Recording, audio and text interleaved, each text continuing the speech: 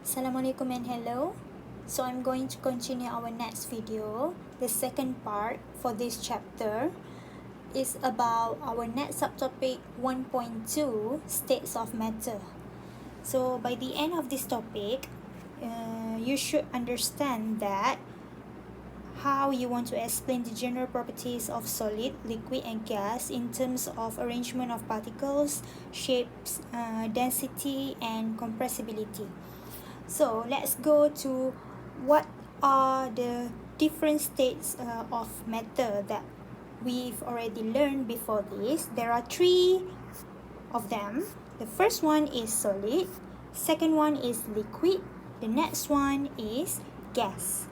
So these three are three states of matter, and each of the states have different properties in terms of what we are going to discuss. The first one, arrangement of its particles and the shape, the density and also compressibility.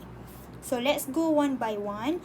We are going to discuss for solid first. So the arrangement of solid particles are in a fixed position. As you can see here, in this diagram, you can see all those particles, the circle particles, they are closely packed in orderly manner, and the shape has fixed state and definite volume. The next one, for the density, solid has higher density due to the close arrangement.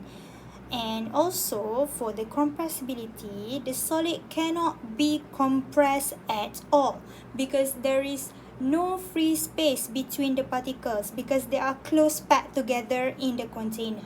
So that are characteristic for solid that you have to understand. Let's go for the liquid. So for the liquid, the arrangement of liquid particles, they are arranged closely but not rigidly. And as you can see in this picture, there are a few spaces between the particles. And then, liquid has no fixed shape, but it follows the shape of the container and has definite volume. For example, kalau kita letak air dalam gelas, so air tu adalah liquid, dia akan follow the shape of the glass. And bila kita measure the volume, kita akan dapat nilai dia. So itu yang kita kena faham tentang shape.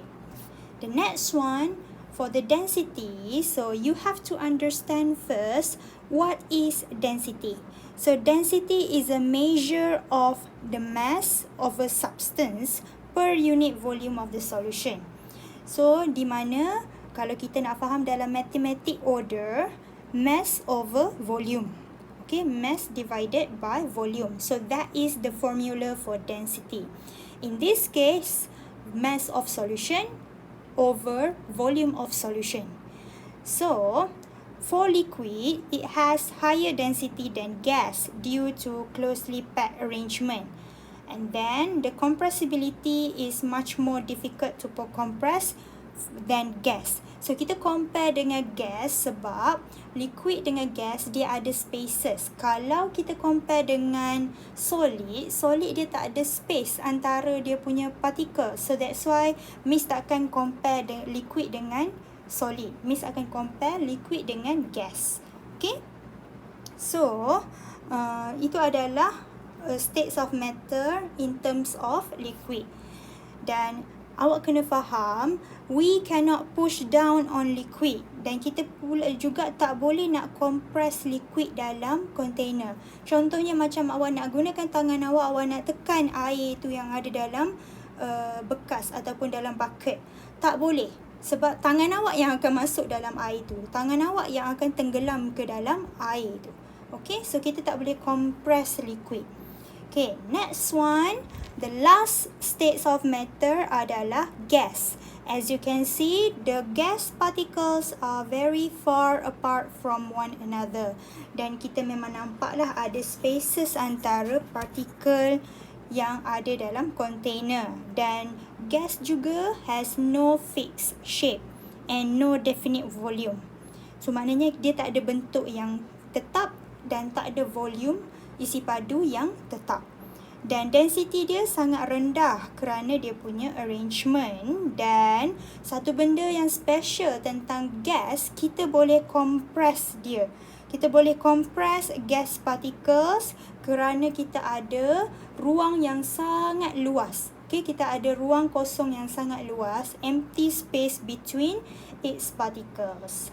So that's all for this video. I hope you can understand, and also I hope you can explain bila saya tanya dalam soalan tutorial ataupun dalam worksheet ataupun dalam assignment, you can describe all this information.